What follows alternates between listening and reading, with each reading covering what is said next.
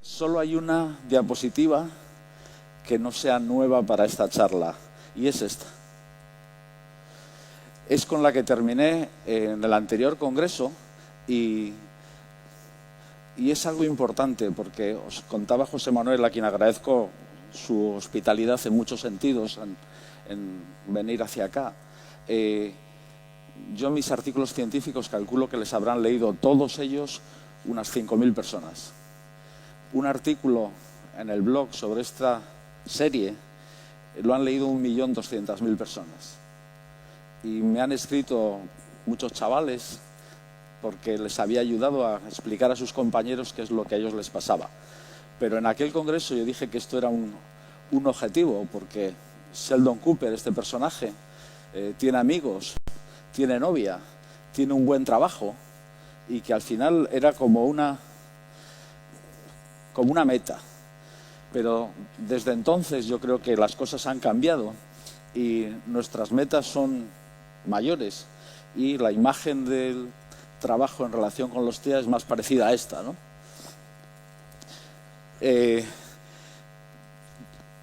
A mí me da un aire a Marcos Zamora, no sé si os pasa a vosotros o no. Pero bueno, lo que quiero decir es que vamos a necesitar las distintas especialidades, las distintas cualidades, sumar fuerzas entre todos nosotros para uno de los principales retos que hay que afrontar en este año y en los próximos años. Y aquí es donde ya os digo, donde quiero contaros un poco qué hemos hecho en el último tiempo. Genética es un factor en el que se ha avanzado muchísimo y en el que vamos teniendo las imágenes cada vez más claras. Tenemos nuevas metodologías que no solo son más sencillas, no solo son más rápidas, sino también, un punto importante, son muy baratas en estos momentos. Entonces nos permite conseguir gran cantidad de datos. Ya estamos moviéndonos en el ámbito del Big Data, de las grandes cantidades de información, y operar con ellos.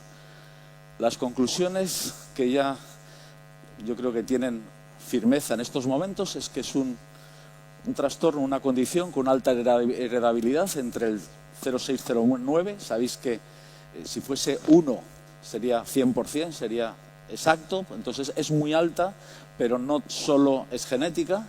Segundo factor, hay 100 genes que se consideran de alta confianza. Esto es simplemente que muchos laboratorios diferentes serios están trabajando sobre esos mismos genes. Entonces hay una lista bastante sólida en estos momentos, aunque se cree que los que pueden influir es un grupo mucho mayor, entre 400 y 1.000. Hay algunas mutaciones únicas que causan autismo, pero esto solo sucede en menos del 5% de los casos. En todos los demás lo que hay son contribuciones, como os pongo ahí, de cientos de genes, que dan cada uno de ellos un pequeño porcentaje de riesgo. Por otro lado, el 50% de esa heredabilidad no son mutaciones, sino variantes que todos nosotros llevamos. ¿Qué os quiero decir? Hablamos de trastornos del espectro del autismo, pero justo antes de donde está la barrera del diagnóstico está el espectro también. Lo que quiere decir, todas las personas tenemos, por decirlo de alguna manera, un nivel de autismo. Y en un punto determinado, arbitrario, artificial, eso decimos que eso merece un diagnóstico. Pero el que está un poquito más al lado, que le consideramos un normotípico, tiene un porcentaje bastante parecido, y luego vamos moviéndonos en ese espectro, que es esa neurodiversidad de la que todos nosotros formamos parte.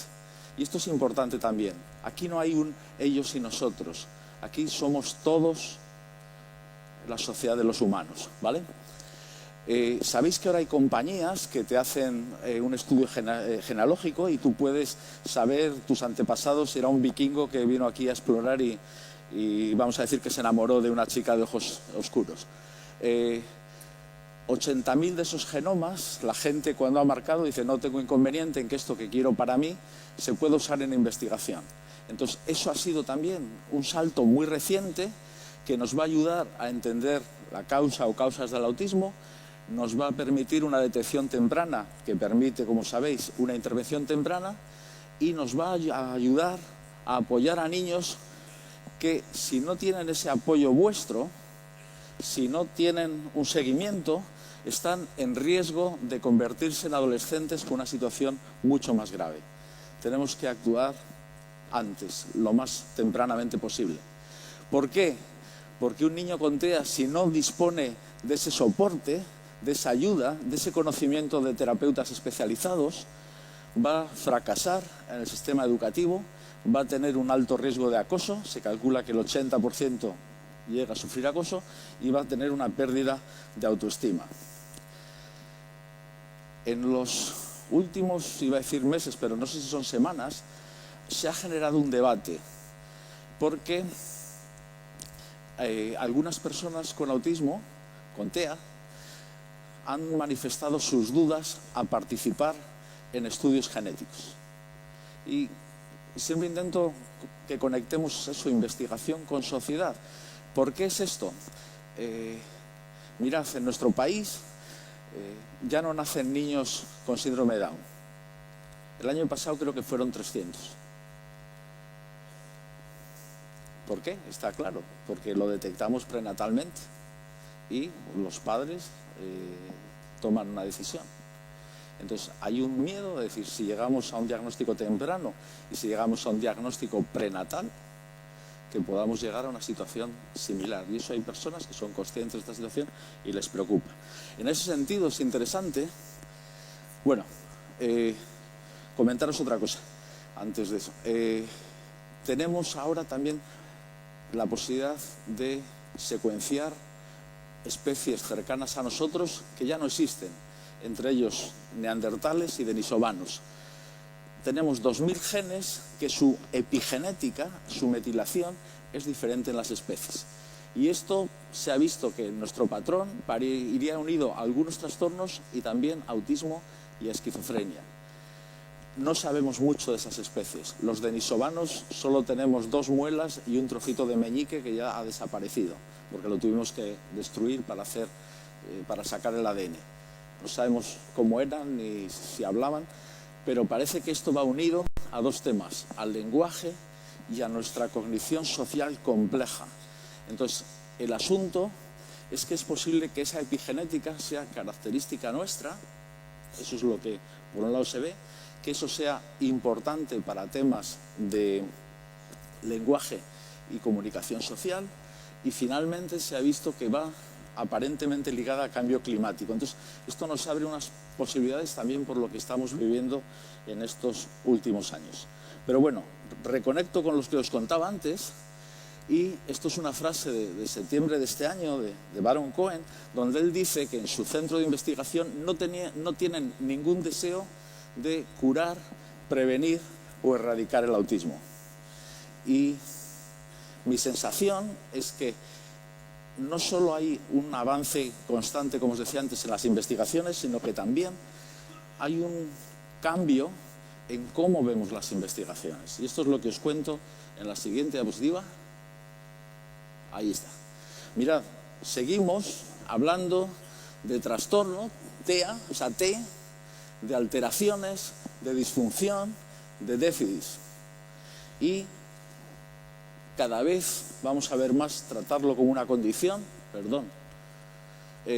hablar de diversidad, de neurodiversidad, como algo que nos enriquece a todos, igual que hablamos de biodiversidad de especies, pues neurodiversidad de distintos tipos de seres humanos, de fortalezas, y ni siquiera se utiliza la palabra debilidades como los análisis estos de empresa, sino fortalezas y retos. Va más allá de un lenguaje políticamente correcto, o sea, es como una nueva forma de enfocar las cosas. No tratar a las personas con TEA como sujetos, como, vamos a decir, como animales de laboratorio, perdonadme la crudeza de la expresión, que es inexacta, por supuesto, sino hacerles participar en el diseño y en el desarrollo de los proyectos, porque al final no solo son ellos, sino es para ellos. Hemos trabajado y seguimos trabajando mucho sobre aprender las causas, pero realmente la gente dice, bueno, a mí ya me da igual qué es lo que causó esto, yo lo que necesito son soluciones, y eso también va a ir cada vez más. Es decir, no, yo tengo un problema que mi hijo no duerme, tengo un problema de que mi hijo tiene un nivel de ansiedad extremo. ir a esas cosas, aunque también pienso decir la necesidad, si sabemos las causas tendremos también mejores herramientas, ¿vale? En la investigación trabajamos con grandes grupos, queremos que sean lo más homogéneos posibles, pero esto aquí sabéis todos que es enormemente difícil y que es mucho más necesario trabajar con individuos, porque, como decimos siempre, cada persona es única, cada uno es su propio caso. Hemos estado enfocándolo en muchos casos desde el punto de vista de la responsabilidad social, corporativa de las empresas, de la sociedad, de las instituciones, pero perdonadme también esa crudeza con los que hablamos los de allá más allá del muro, a veces suena como a caridad, como que fuese algo que nosotros, como somos así de buenos, queremos hacer. Y esto no se trata de eso. Aquí es un tema de justicia, de qué tipo de sociedad somos, y también es un tema de que enriquecen nuestra comunidad. Y en ese sentido, creo que también que otra de estas cosas, para mí esta diapositiva es especial de esta charla de esta mañana, de las que tenemos que pensar, es decir, la investigación nos está mostrando que son mejores en algunas cosas del resto de la población, en cosas como atención al detalle, memoria del detalle, focalización, centrarse en temas concretos, creatividad, muchas veces creatividad en el sentido de una mirada sorprendente, una mirada distinta, una forma de ver las cosas que no es la que hacemos nosotros, es lo que sucede también muchas veces, como sabéis, con los artistas, ¿no? Que sería el ejemplo creativo. Y finalmente la honestidad. También dice mucho de nosotros, que nos superen fácilmente en nuestros niveles de honestidad personales, ¿vale? Bueno, entonces, yo esto, vivirlo como una buena noticia. Ya no estamos como que vamos a erradicar una plaga. No, vamos a darnos cuenta de la cantidad de aportaciones que estas personas hacen a nuestra sociedad y nosotros somos los que tenemos que contarlo. Más cosas, aspectos ambientales. Si hemos dicho que no hay... que no todo es genética, en la charla anterior os hablé de distintas cosas, maltrato, síndrome metabólico de la madre, antidepresivo, y cada vez vamos teniendo más piezas de este puzzle. Os cuento alguna más. Bueno, aparte de repetir una vez más que no hay relación entre autismo y vacunas, diga lo que diga algún majadero, Europa, desde el congreso anterior, está viviendo la mayor epidemia de sarampión de las últimas décadas, desde que fue erradicada. Esta epidemia de sarampión ha causado 40 y tantas muertes en Europa y es por no vacunar. Y uno de los principales motivos de la no vacunación es que la gente teme esta relación entre vacunas y autismo, a pesar de que todos los estudios, sin excepción, reafirman que no hay ninguna relación.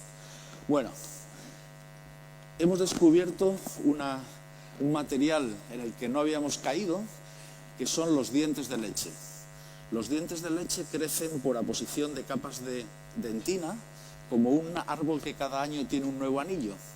Entonces, con un láser es posible ver esa composición de la dentina y lo que se ha visto es que las cantidades de metales son muy diferentes en las personas que tienen un TEA de los que no lo tienen. Los datos son interesantes, pero es que por primera vez podemos hacer estudios retrospectivos, porque hasta ahora tú podías saber las condiciones ambientales de un niño cuando te venía a una consulta, pero es que ahora podemos ver qué es lo que le pasó en los años anteriores. Tenemos ese registro, como os digo, que nos permite cosas, como decir, los niños pequeños con autismo tienen más plomo y menos manganeso que los niños de la misma edad, o sea, que los controles, ¿vale? Las diferencias son especialmente notables en los meses justo antes y justo después de nacer. En caso de que sean dos hermanos gemelos, si los dos tienen autismo, los niveles de metales son parecidos, mientras que si uno lo tiene y el otro no, los niveles son bastante diferentes, con lo cual eso es un detalle valioso. Han estudiado 10 metales y hay diferencias en 6 de ellos. Insisto, en todo lo que estamos viendo nada es la respuesta completa, nada explica desde la genética el 100%, pero son cosas que nos van sumando. Os digo, otro resultado reciente, además del de los metales pesados, es el DDT.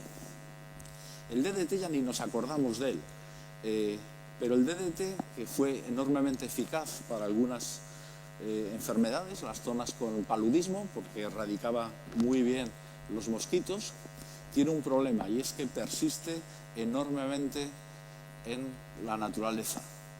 Todos nosotros tenemos DDT en nuestro cuerpo. Un estudio canadiense de la leche materna encontró que no sería apta para el consumo por los niveles de DDT que tenía. Para que os hagáis una idea de que es algo que pensamos que está ya olvidado en la historia, pero cuando una molécula no se biodegrada con facilidad pasan estas cosas. Bueno, pues otro estudio bien hecho, serio, que lo que te dice es que los niños expuestos a más exposición al DDT tienen mayor riesgo de autismo que los que tuvieron una exposición menor. Y otra cosa de las que os conté, o sea, muchas de estas cosas por supuesto tienen una continuidad. Hablé en su momento de que hablábamos siempre de la edad de la madre, de los riesgos que se tenía para los hijos, de las famosas primíparas añosas, pero que, no sé si es por el machismo ambiental en el que vivimos, no hablábamos nunca de la edad de los padres, ¿vale? Entonces, los padres de más edad pasan más mutaciones en sus espermatozoides y eso genera un incremento de autismo y de esquizofrenia. No solo, digamos, esto ya hablamos un poquito de ellos, pero ahora, ¿cuáles son las novedades? Que ya no es solo la edad biológica la que te pone, tu DNI, sino que si has tenido factores de riesgo como una dieta poco sana o tabaquismo, tu esperma es más viejo de lo que corresponde a tu edad cronológica. Hay 147 lugares en el genoma que tú puedes secuenciar y que marcan esta diferencia, y lo que se ha hecho es una especie de calculadora. Sabiendo cuáles son tus patrones en esos 147 sitios, te podemos decir, no, mire usted, aunque usted tenga 56 años, su esperma es el de una persona de 42 o el de una persona de 74. Con lo cual podemos calcular específicamente para cada persona el riesgo. No tenemos todavía consejo genético, pero este es un paso en la buena dirección.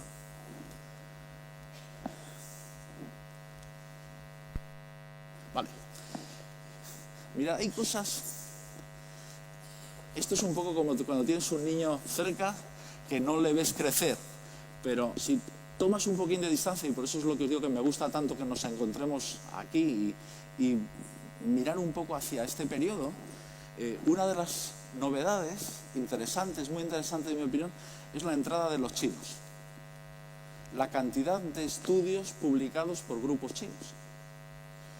Pensad que hasta hace poco, es que en teoría... y entonces de repente te empiezas a encontrar una investigación potente, seria, de calidad. Bueno, o sea, el avance en la investigación de China en las últimas décadas ha sido espectacular. Entonces, en este ámbito es bueno. Entonces, este es un estudio hecho en Shanghái, y estos son partículas contaminantes de menos de una micra de diámetro, de menos de 2,5 y menos de 10. Lo mismo, en los 3 primeros años de vida, mayor exposición a esta contaminación ambiental, mayor riesgo de TIA, y los efectos serán más intensos en el segundo y tercer año. Entonces, habría más cosas, pero es decir, para poneros como unas pinceladas: contaminación reciente, contaminación pasada, la del DDT, efectos biológicos, como la edad del padre, y finalmente exposición a otras sustancias que forman parte de nuestro ambiente, como los metales pesados. Bueno, un poco y intentando que no os asuste, de mi ámbito, de la neurobiología celular, ¿vale?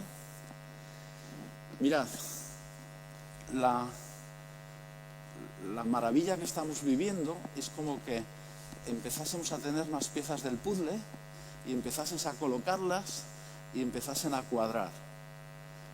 Y vuelvo un poco a deciros lo mismo, es decir, en estos últimos, sobre todo son del último año, es decir, la ubiquitina es una proteína que está en todas partes. Por eso, como es ubicua, por eso se la llamó ubiquitina.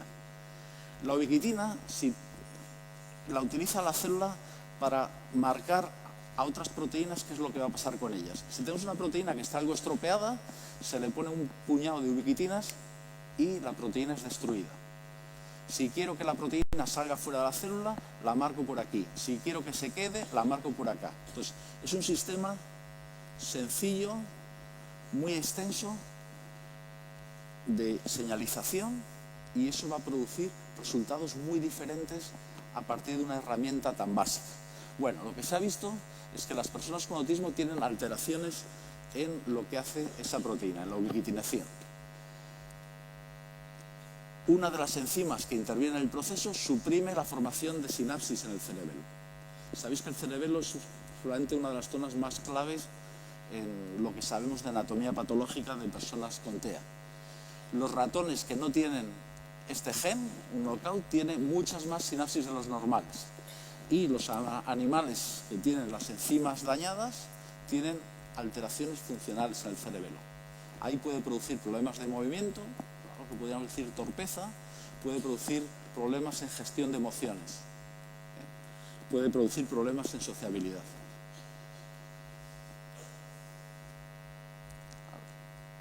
Bueno, entonces tenemos un problema de sinapsis, de número de sinapsis. En nuestro cerebro tenemos unas células que se llaman microglía, y la microglía es pensarla como la cuadrilla de mantenimiento. Va por ahí revisando, igual que aquí en un ayuntamiento y hay una baldosa suelta, la cambio, ahí esto lo tiro, este árbol estatal le podo, la microglía va haciendo esa patrulla y revisa nuestra sinapsis. Si una sinapsis no la estamos usando, la microglía la elimina. Si la microglía se encuentra que tiene que trabajar mucho, se convierte en lo que se llama microglía activada. Pide ayuda a otras células. Y se pone en marcha, estoy simplificando mucho, pero se pone en marcha un proceso que conocemos como inflamación. Entonces, pensar lo que está sucediendo. Yo tengo un gen que hace que una proteína, la ubiquitina en este caso, señalice mal, y eso cambia el número de sinapsis. El número de sinapsis anómalo hace que la microglía encienda las sirenas y se ponga en marcha un proceso de intentar normalizar. Pero la inflamación tiene sus propios procesos. Entonces, esta microglía va a eliminar sinapsis, como os pongo ahí, también va a dar alguna célula, le va a ordenar que se suicide, va a comerse restos que haya por ahí, va a intervenir en la plasticidad neuronal del propio cerebro. Otro paso. La inflamación cerebral es muy común en personas con autismo. Si os dais cuenta, estoy constantemente, es lo que hacemos en el laboratorio, saltando de datos que tenemos en humanos a lo que podemos hacer en ratones. Entonces, si yo cojo un ratón y le genero una inflamación experimentalmente, ese ratón muestra evitación social. Le pongo una jaula donde hay otro ratón que voz, no se acerca a ver quién es. Se queda lejos. Problemas de comunicación. Un día os traeré cómo cantan los ratones. Porque cantan.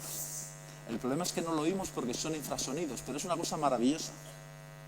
Es una gozada oírlos, cómo empiezan, y no cantan lo mismo si hay una chica guapa en la zona que si no la hay. Una ratona, por supuesto. Y generan problemas de comunicación, como digo, y también comportamientos repetitivos. Entonces, lo que os digo, esa sensación, estoy un ratón todavía y el movimiento repetitivo es acicalarse el hocico, pero los ratones y nosotros somos más parecidos de lo que muchas veces creemos. Bueno, claro, yo la inflamación tengo fármacos. Y dices, pues ya está, se soluciona fácilmente. Interleucina 17A,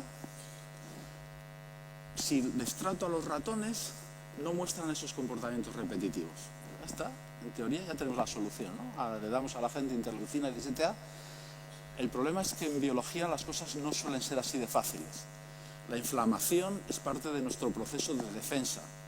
La interleucina 17A, por poneros un ejemplo, es fundamental si tenemos una infección por hongos.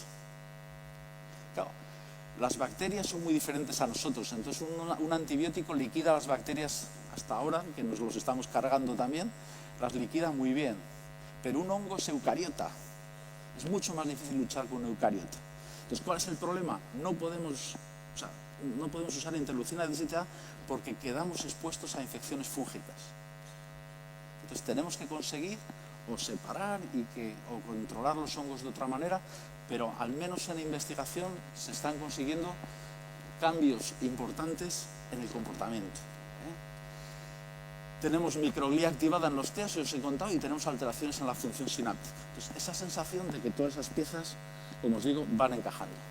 Bueno, otro estudio muy reciente, os lo voy a decir. Yo tengo uno de estos ratones y le genero una respuesta inflamatoria, una inflamación, haciendo una inyección con virus. Pues lo mismo, una infección, lo que os decía antes, la microglía se pone a decir aquí hay un problema y tenemos que ponernos a trabajar todos y generan el proceso. Las crías de esa, esto es como veis, es una ratona que estaba preñada. Las crías muestran los comportamientos repetitivos. Han estado en el proceso de inflamación de la madre afectados por todas esas moléculas que estaban dando las señales de alarma. Otra cosa es que el intestino de esa siguiente generación, de esas crías, tiene un nivel de permeabilidad excesivo. Todos sabéis que uno de los temas que están siempre por ahí rondando en el ámbito del autismo es el de los problemas gastrointestinales. En los niños podéis ver esos estreñimientos, o diarreas, o dolores, o problemas con comida porque le hacen sentirse mal. Bueno, en el ámbito de eso parece que tenemos esa respuesta del epitelio intestinal. Y ahí están otro de los jugadores recientes, que son lo que antes llamábamos flora intestinal y ahora llamamos microbiota, los microbios que viven dentro de nuestro tubo digestivo. Estos microbios producen sustancias con las cuales se comunican con las neuronas que tenemos rodeando el tubo digestivo. Ojo, no es un cerebro, como dicen por algún sitio. Son 40.000 neuronas frente a 86.000 millones que tenemos dentro de la cabeza. Pero esas 40.000 se comunican con el cerebro. Entonces, cada vez hay más interés en cómo este sistema, se habla incluso de un nuevo órgano, que es microbiota, interviene en muchas cosas más de las que creemos en nuestra propia salud. Por ejemplo, se habla de depresión o se habla de obesidad. Bueno, si esta diapositiva viene de un estudio que lo que hacen es modificar ese microbiota, cambian solamente un tipo de bacteria. Y el resultado sorprendente es que los comportamientos repetitivos desaparecen. ¿Vale? Entonces, lo que os digo, son investigaciones recientes, no sabemos si en los humanos va a funcionar algo parecido, pero la gran ventaja de esto es que es enormemente fácil de hacer. Yo, para cambiar el microbiota, lo único que tengo que hacer es liquidarme el que hay con unos antibióticos y luego o por alimentación, como cuando te tomas un yogur, o haciendo lo que se llama un trasplante fecal, que es llevar una población específica de microorganismos. No tiene riesgos, es fácil. Entonces sabremos, yo creo, en los próximos meses hasta dónde llega esta línea de investigación. Bueno, también podemos coger células. Y la gran aventura también de estos últimos años, claro, si tú tienes que coger neuronas, eso es un problema muy serio. Lo puedes hacer solamente después de que la persona ha muerto. Pero podemos coger fibroblastos, que eso es una muestra de piel, no tiene ningún problema, es cuando si nos hace una pequeña biopsia, porque tenemos ahí un lunar o lo que sea, y podemos convertir esas células de la piel en células madre pluripotenciales inducidas, en células precursoras de neuronas o en neuronas. Son como 3 niveles de lo más especializado a lo menos especializado. Células madre, precursoras, neuronas. Es el proceso de avance. Entonces yo puedo convertirlas en lo que quiera. Las precursoras de neuronas, si las he cogido de la piel de una persona con TEA, resulta que tienen alteraciones en dos procesos, en proliferación, división de las células, y en la formación de sinapsis. Eso genera déficits en redes neuronales y déficits funcionales. Pero de nuevo, sabemos rescatar esos déficits. Tratando con una molécula que se llama IGF-1, puedo hacer que eso se corrija. Claro, el problema es que estas cosas, esto son células, como estoy diciendo, lo hago en un cultivo, lo hago en una placa. Pero tú quieres hacerlo en un cerebro. Y esta es la única diapositiva que os traigo de... Esto es mi grupo de investigación, esto es lo que nosotros hacemos. Entonces, ese IGF-1, que es capaz de revertir los circuitos, que es capaz de volver a una situación de normalidad, ¿cómo lo hago no en cultivo que lo he hecho, sino en un cerebro? Usamos unos virus que podemos decir capados, virus atenuados. Son capaces de entrar en las células, pero no se multiplican mucho, entonces no destruyen la célula para volver a salir. Y entonces estos, aquí les ponemos un promotor, les ponemos un marcador fluorescente para ver qué células ha entrado, les ponemos un sitio de ribosomas para que se conviertan en proteínas y le ponemos el gen del IGF-1 y funciona. Y en nuestros modelos animales que pierden neuronas, como sucede en las personas con autismo, resulta que tras hacer eso no pierden esas neuronas. Entonces, para nosotros son resultados apasionantes. Lo mismo si os veo dentro de un mes, pues digo, pues mira, la siguiente prueba no ha funcionado como creíamos, pero al día de hoy es lo más apasionante que yo he vivido en los últimos 15 años quizá. Bueno, de neuroanatomía, los estudios que estamos haciendo es que encuentras diferencias muy pronto. Si lo veis aquí, a los 6 meses ya empiezas a ver. Entonces, este es otro estudio que dice que los niños con autismo muestran un aumento en el tamaño de algunas regiones corticales. O sea, si metemos a un niño en un escáner, podemos ver diferencias. Aparece muy pronto en el desarrollo, hay una hiperexpansión entre 6 y 12 meses, hay un incremento del volumen entre 12 y 24, eso va en paralelo con la aparición y con la gravedad de los déficits sociales, y si yo meto esos datos en un algoritmo informático, si utilizo un sistema sencillo de aprendizaje informático, permite meterle un escáner y el aparato acepta, reconoce a niños entre 6 y 12 meses con un valor predictivo del 81%. O sea, te dice si viendo esas fotos, ese niño dentro de año y medio va a ser diagnosticado con TEA o no. 81% no sé si es aceptable o no, pero estoy seguro que mejorará. También esto probablemente no es la solución. Otra vez siempre os cuento estas cosas, porque un escáner es muy caro, a un niño no aguanta quieto, pues muchas veces tienes que hacerlo con anestesia general. O sea, yo creo que no sirve como metodología para hacer un cribado general. Esto se ha hecho lógicamente con niños de alto riesgo, los que tienen algún hermano que tiene ya TEA. Vale. Bueno, este es otro de esos estudios chinos y lo mismo, encuentran diferencias no solo en zonas corticales, sino subcorticales. ¿En dónde están los cambios? Vale. Fijaros, o sea, es muy interesante porque los sitios probablemente serían algunos, al menos sin ninguna duda, donde querríamos encontrar cambios, donde predeciríamos que encontraríamos cambios. Aparece en el núcleo caudado derecho, que interviene en comportamientos repetitivos y que interviene en anomalías sensoriales.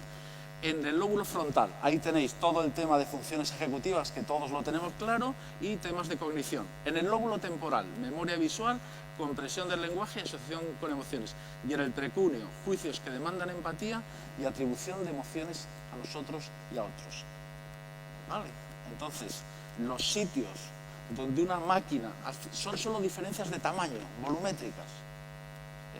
Pero aparentemente, y luego muchas veces, los casos donde la diferencia es más grande son los niños que muestran las diferencias más grandes en su comportamiento. O sea, hay una correlación en general buena. Bueno, los niños con TEA tienen más neuronas, pero los adultos con TEA tienen menos neuronas. Esto también es interesante porque yo creo que también eso, en el último congreso os dije eso, estamos investigando solo los niños, como que los adultos no existen. Y es importante porque afortunadamente los niños crecen y se hacen adolescentes y luego adultos.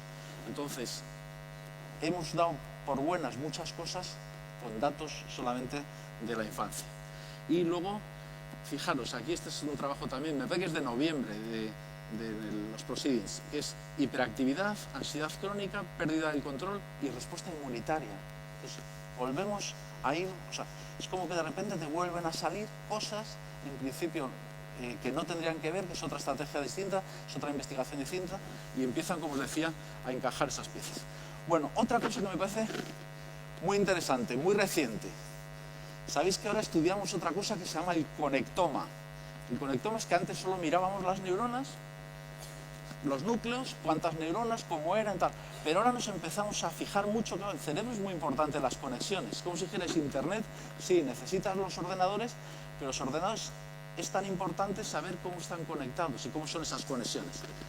El circuito de recompensa, todos lo conocéis, es un sistema que nos premia cuando bebemos agua porque tenemos sed, cuando tenemos sexo o, por ejemplo, cuando ayudamos a un desconocido, cosa que me parece preciosa.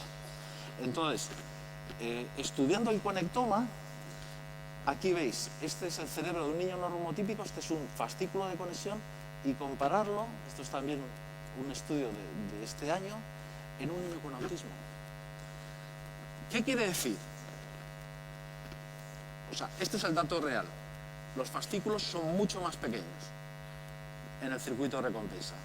Eso yo creo que podemos asumir que el circuito de recompensa funciona peor. Si el circuito de recompensa funciona peor, el premio que nuestro cerebro nos da por hacer cosas o no existe o es un premio menor. Por ejemplo, a nosotros nos premia por la interacción social. A nosotros nos premia por resolver un problema en clase. A nosotros nos premia por terminar una tarea. Nos premia por tomar una decisión. Ahora imaginaros que todo eso, esos premios de repente desaparecen. Tus intereses se van a reducir enormemente porque no recibes nada a cambio. Si algo sí que te suscita una recompensa, te vas a volcar en ese aspecto. Eso es lo que sucede, salvando todas las distancias, con las drogas. La droga secuestra el circuito de recompensa y si te tomas esto te da un chute de placer. Claro, las demás cosas, la recompensa palidece en comparación. Y por eso la gente tiene lo que es una anhedonía, es decir, no me interesa nada, solo me interesa tener mi dosis en estos momentos. Pues en este ámbito yo creo que tenemos que darle vueltas a cómo generar esa sensación de recompensa, a ver qué cosas ese niño le ayudan, le hacen sentirse bien, ya sean palabras, abrazos, comida. Tenemos que trabajar y encontrar esas diferencias. Sucede también con otro tipo de recompensas. Este es un estudio, fijaros, recompensas monetarias. Nosotros tenemos muy claro, si nos prometen que esto vamos a ganar la lotería y tal, compramos ahora como locos todas las papeletas, ¿verdad? Bueno, problemas de sueño, pues afecta muchísimo, entonces se está trabajando, pues, sabéis, con cambios de conducta, melatonina o agonistas alfa. Características específicas. De esas cosas que os decía de la neurodiversidad. Hay quien aquí ve la E o ve las AES. ¿Vale? Aquí lo vemos. O ves una S o ves las Hs. Procesamiento local, procesamiento global.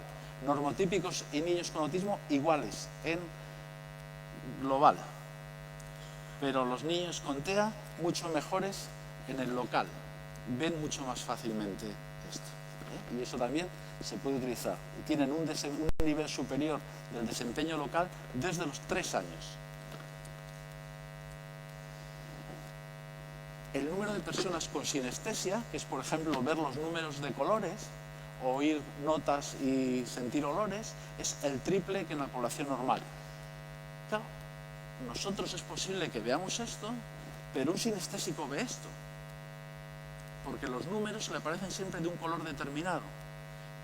Eso puede explicar lo que, por ejemplo, lo que decimos, lo buenos que son algunos en detección de errores en código informático, porque aquí veis mucho mejor dónde están los 5 que si lo que veis es esta panorámica. Entonces, insisto, triple de sinestesia en TEA. Otro aspecto, prosopagnosia. Todos sabéis quién son, ¿verdad? Pero 2/3 de las personas con TEA tienen dificultades para identificar caras. Cuando he seleccionado esto, me he puesto muy contento que los 3 eran más viejos que yo. Puede ser por distintos motivos. Puede ser porque las dificultades sociales les hagan menos interés, el menor contacto visual te hace, pero también es algo que puede explicar algunas de las cosas que vemos en el funcionamiento cotidiano. Los savants, los famosos sabios, hasta ahora decíamos que era algo raro, que era un 10%. Un estudio reciente también dice que es mucho más frecuente, que aproximadamente 1/3 tendrían capacidades especiales en un ámbito, comparado con el resto de la población y comparado con su habilidad personal en otros ámbitos, en otros dominios. La varianza de género, esto también me parece interesante. Sabéis que hay sexo, que es cromosomas, genitales, patrones hormonales, y género, que tiene un constructo social, es mucho más complejo. Y ahí yo creo que, aparte de lo que digan algunos autobuses, en general seguimos pensando que el género es también un espectro. Los datos lo que nos dicen es que hay toda una serie de cosas donde la varianza de género, vamos a decir, la diversidad, es mucho más alta en las personas con TEA que en los normotípicos. ¿Vale? Entonces os pongo, por ejemplo, el deseo de ser del género opuesto es 7 veces más común en las personas con TEA que en las personas normotípicos. En las mujeres, sabéis que el cerebro es sexualmente dimórfico, tiene alguna pequeña diferencia entre hombres y mujeres. Las mujeres cuyo cerebro se parece al de un hombre, porque eso también son todos rangos, es el triple en las personas con TEA que en las personas sin TEA. Entonces, dentro de esa diversidad, yo creo que tenemos que atender también a esta diversidad en la varianza de género.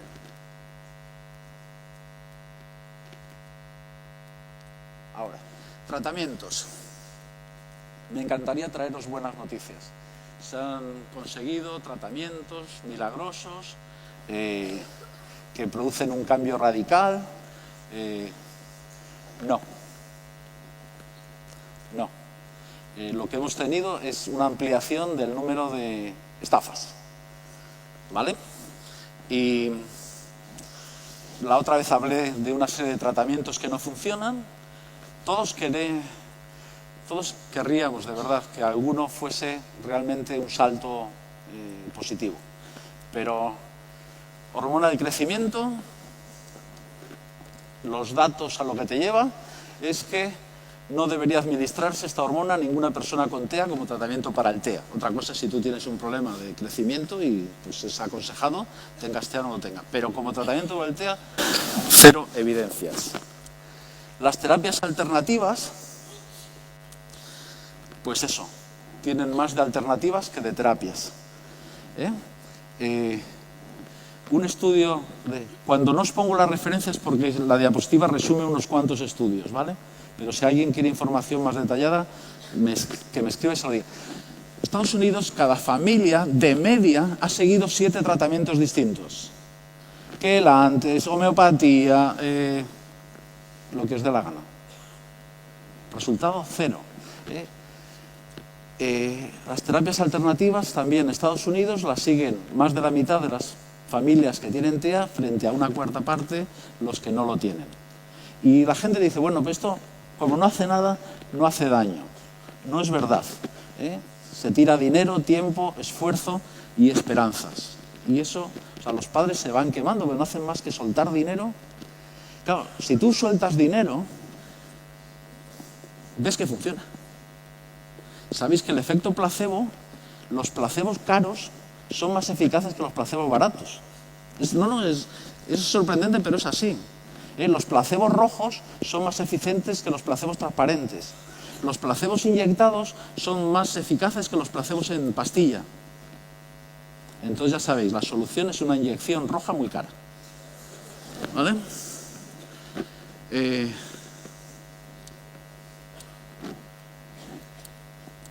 Vamos. Ayudadme. Bueno, cannabis. Siento dar malas noticias a alguno, pero no lo va a subvencionar la Seguridad Social. Los estudios en ratones ven muy poca actividad. Y en humanos, no hay nada. Es decir, entonces, hay un estudio de hace 8 años con un único caso, con un niño. Y sí, dice que mejora en hiperactividad, en irritabilidad, en letargia, en comportamientos estereotipados y en habla. Pero no hay control. ¿Con qué comparamos esa mejoría? Porque ese niño no lo podemos volver a... no sabemos cómo sería un año después si no le hubiésemos dado el producto activo del cannabis. ¿Vale? Entonces, vuelvo a lo de antes. Es decir, no hay evidencia que apoye... Entonces, el que lo quiera consumir para uso lúdico, allá él. Porque como os pongo ahí, también hay claros efectos adversos. Pero desde luego no como tratamiento. Vamos. Bueno, el problema que tenemos es que no tenemos fármacos eficaces para los problemas que nos afectan. No tenemos fármacos para el retraso del lenguaje, ni para el aislamiento, ni siquiera para cosas como agresión o autoagresión. Lo que tenemos, digámoslo con claridad, no es bueno. El problema es que la diversidad es muy alta. Entonces es muy difícil porque necesitaríamos una medicina personalizada. Los fármacos a menudo funcionan para unos subgrupos, pero la segunda parte de esa frase es que para otros subgrupos no. No es un área cerebral, como decimos, donde tú puedas actuar sobre receptores, sino son conexiones a lo largo del desarrollo. Influye mucho qué tipo de atención hayan tenido. Y, bueno, ahora hay un grupo para trabajar en ensayos clínicos. Pero al mismo tiempo hay cosas maravillosas. Esto es un estudio también, pues, en Nature, de hace también muy poco. Modificando las neuronas, modificamos la sociabilidad de los animales. Se ha hecho con optogenética. Si tú activas o desactivas neuronas, el animal se comporta de una manera o de otra. Entonces, una cosa interesante es que optogenética no ha llegado al ámbito de la clínica, pero sí que ha llegado a la farmacología. Entonces, tenemos pastillas que actúan sobre esas neuronas y pueden modificar la sociabilidad. ¿Cuál es el problema? Estas pastillas están en el mercado clandestino. Esto es una droga. ¿Vale? Pero es la experiencia de mucha gente que toma drogas que te vuelves mucho más sociable. No. En nuestros usos cotidianos, en nuestras fiestas van unidas al alcohol. Muchas veces porque te vuelves mucho más locuaz, más comunicativo. Bueno, tenemos que estudiar esto de una forma más fina. En estos momentos, esta la hice anoche, mientras vosotros estabais preparando la charla. Hay 1025 ensayos clínicos registrados en Clinical Trials. Algunos son una basura, son malísimos, no tienen grupos control. Hablábamos también de la necesidad, tenemos que enseñar, todos los que somos profesores, a nuestros alumnos a distinguir la buena ciencia de la mala ciencia. Entonces, pero hay muchísimas cosas interesantes en marcha. Y echar una ojeada, ver en qué temas se está investigando. En la charla anterior, de la que he querido que fuese un poco continuación, os dije que había 6 grupos trabajando con robots. Ahora las cosas son interesantes porque los robots que están usando son juguetes. Claro, el juguete tiene una producción masiva.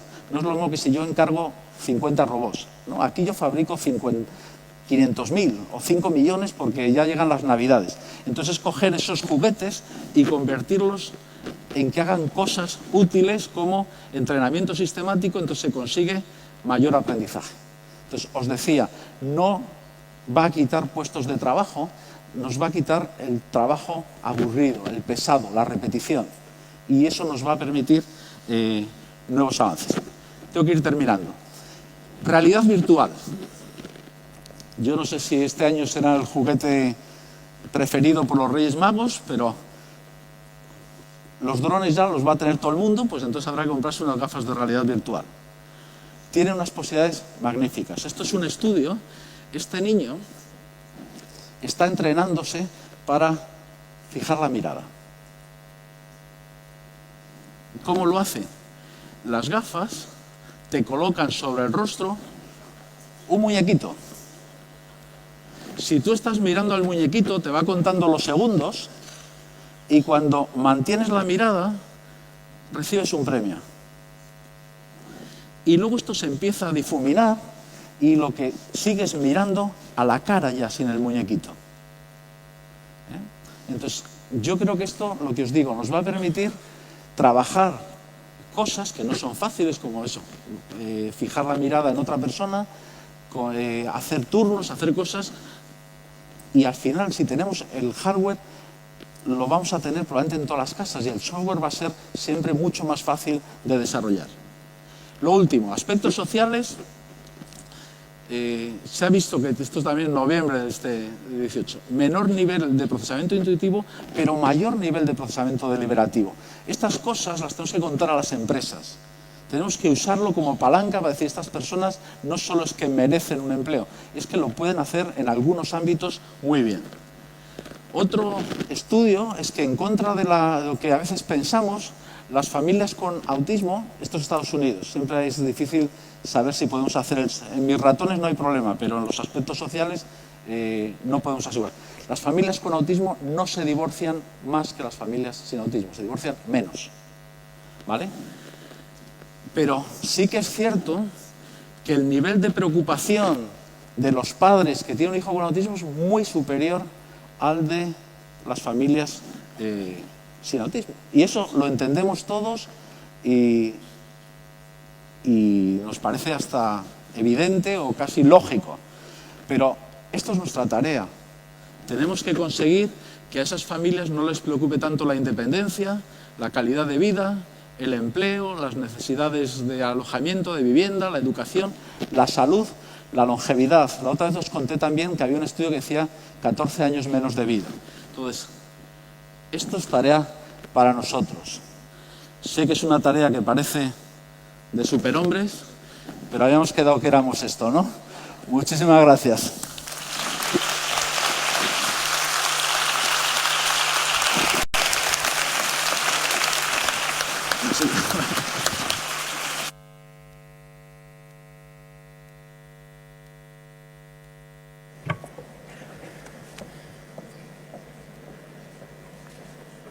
Muchísimas gracias, José Ramón. Abrimos el turno de preguntas.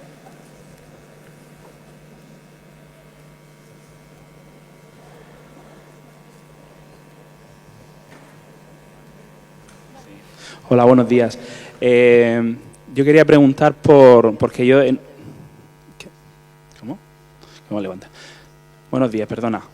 Yo quería preguntar por los estudios. Yo es que estuve en otra charla de una psiquiatra que hablaba de estudios con oxitocina, que bueno, hay una corriente psicológica explicativa del autismo que habla del cerebro social, la motivación social. Dicen que hay una especie de circuito regulado por esta sustancia y que se estaban haciendo investigaciones con ratones, pero también con algunos humanos. Y decían que bueno, que parecía prometedor.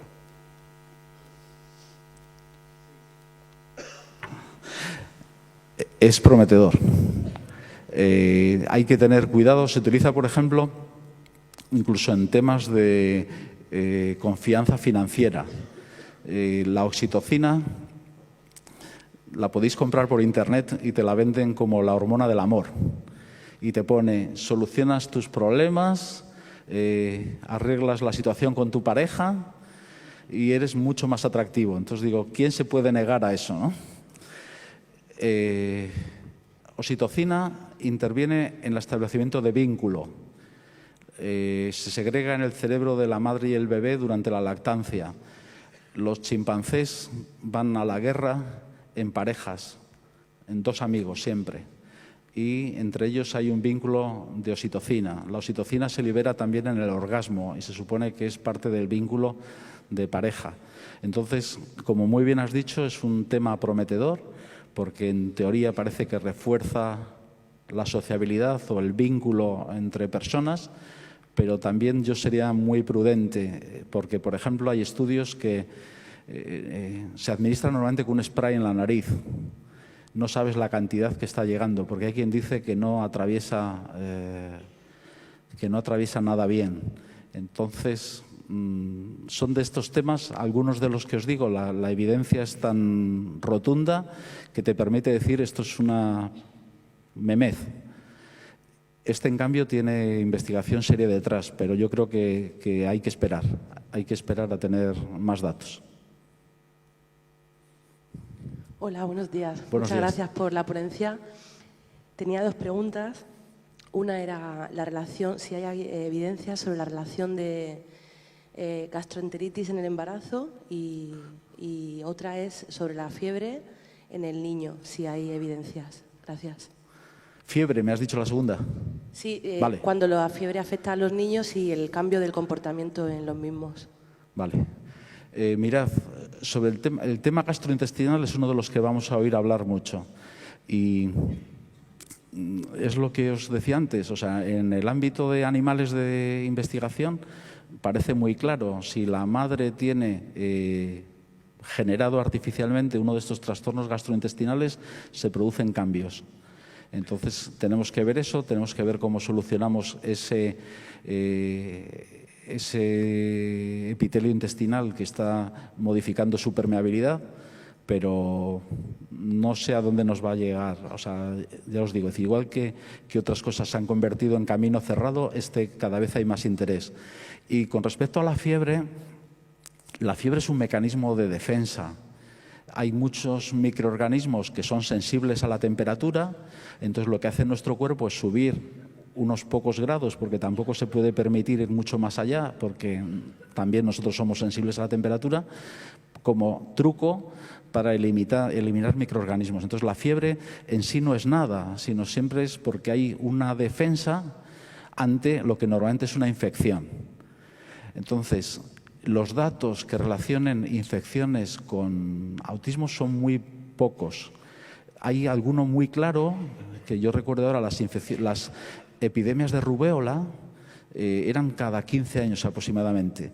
Y en esos había un salto espectacular en el número de casos de autismo. Pero afortunadamente vacunamos y ya no hay esas epidemias de rubéola.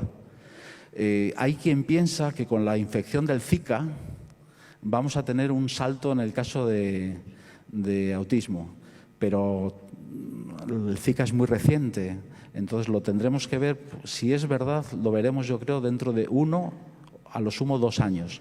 Si en Brasil, sobre todo, de repente aparecen que en esos niños hay muchos casos de autismo. Entonces, en conclusión, la fiebre en sí no es nada, sino simplemente la respuesta a una infección. La infección, hay datos de que sí que tienen relación con autismo, pero hay muchas otras infecciones donde no se ha visto un aumento de autismo. Por ejemplo, hay un estudio que recuerdo ahora, era gripe. Las madres que han tenido gripe durante el embarazo no muestran números sustancialmente mayores de hijos con autismo. ¿Vale? Entonces, puedes tener fiebre por distintas circunstancias, pero la fiebre en sí no es un factor de riesgo.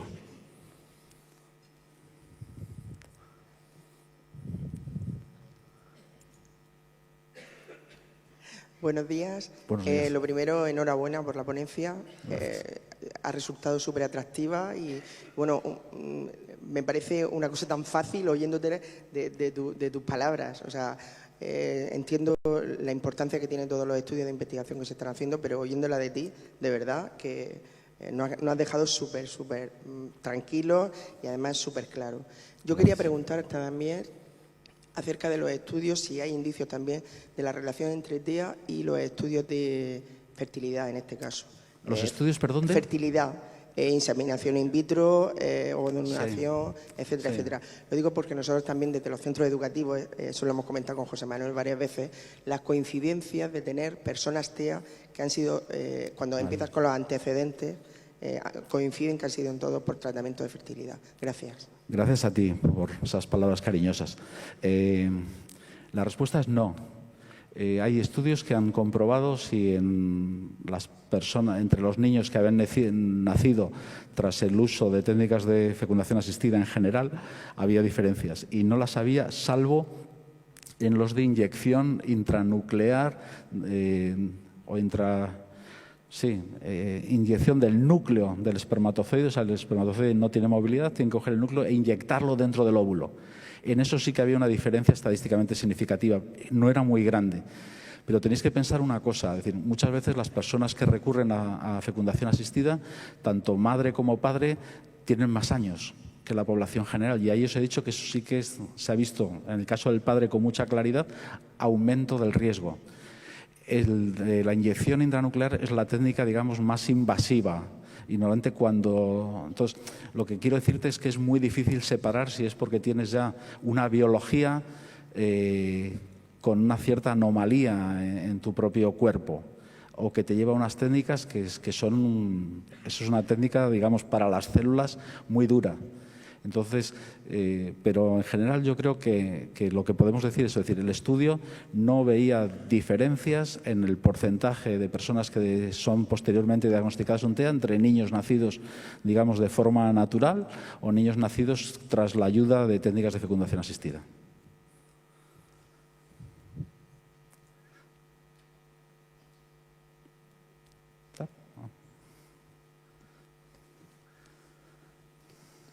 Buenos días. Mi pregunta va relacionada con el uso o la administración del paracetamol durante el embarazo y el aumento de los casos de TEA. Gracias. Hablo de memoria y ya no me fío mucho de mi memoria, pero creo que sí, que hay una cierta relación. Si me escribes, te busco la información y te lo hago llegar. Creo que intento, muchos lo sabéis, cada semana, y muchas veces no puedo directamente escribir sobre algún tema relacionado con autismo. Y creo que tengo un artículo sobre paracetamol y autismo. Entonces ahí seguro que están los datos.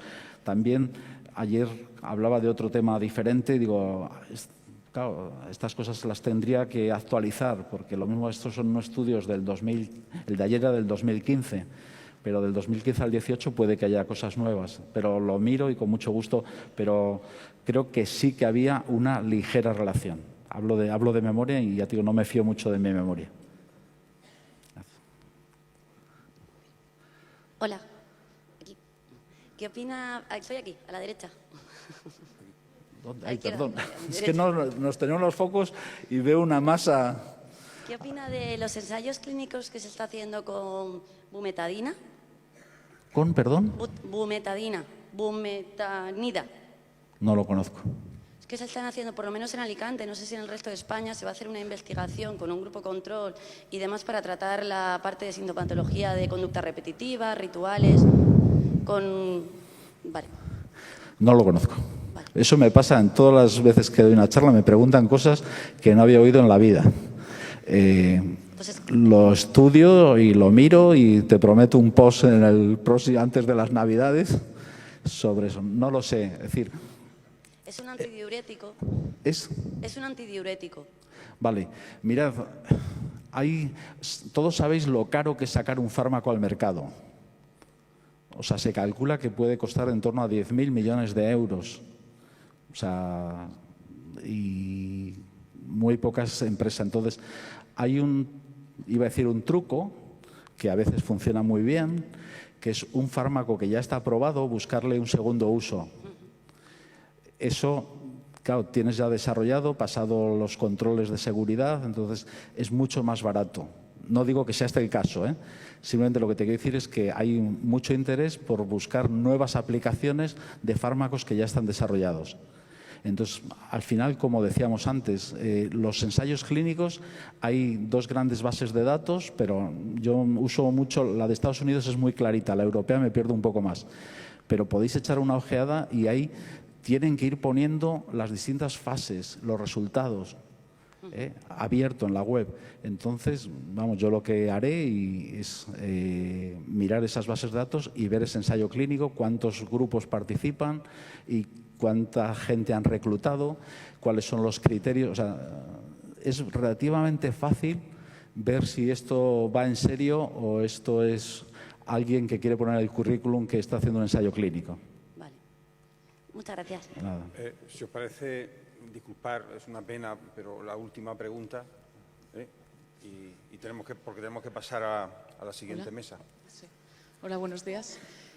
No sé si pudiste oír la conferencia de Amy Klein ayer, No. que hablaba del eye tracking, de todo el seguimiento visual, que se ha visto que es un tema muy nuclear y totalmente de componente genético, porque con gemelos idénticos en diferentes salas.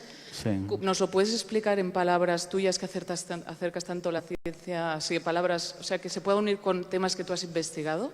O sea, ¿qué parte del cerebro es que hace que este eye tracking sea tan definido, o sea, tan diferente al normotípico? Vale, no sé si estaba pensando lo que estaba haciendo ayer mientras vosotros disfrutabais de esa magnífica charla. Vamos a ver, el sistema es barato y por lo tanto es muy útil porque lo puedes tener en casi cualquier sitio. Entonces, es un aparatito que sigue la mirada y puede ver en qué cosas te fijas. Entonces, si lo haces con un niño con normotípico, la mirada va ojo, ojo, boca, ojo, ojo, ojo, ojo, ojo, boca. Los niños que tienen TEA apenas hacen contacto visual, evitan los ojos. Al parecer, el tiempo que se dedica a otras partes del rostro, como boca, es normal. Hay una simetría también. Tiempo ojo derecho, ojo izquierdo es distinto. Y dedican más tiempo comparativamente a objetos. Vosotros pensáis, si os fijáis, un niño pequeño, entra alguien en la habitación, está pendiente, se encoge un poco. Si tiene un adulto de confianza cerca, lo mismo se pega o se agarra a la pierna. Pero claro, ese desconocido puede ser alguien que te traiga un regalo o puede ser un peligro. Entonces, eso es una respuesta muy temprana. Entonces, de esos ensayos clínicos que os contaba, hay algunos centrados en seguimiento visual, por ejemplo, para herramienta para diagnóstico, porque es no invasivo, sí es rápido y parece que es bastante eficaz. Entonces, hay un estudio que cuando veían los datos lo intentaban hacer doble ciego, no saber cuáles de los niños tenían TEA y cuáles eran normotípicos, pero decían que era imposible porque la diferencia era tan marcada que todos sabían si era un niño con TEA o no lo era.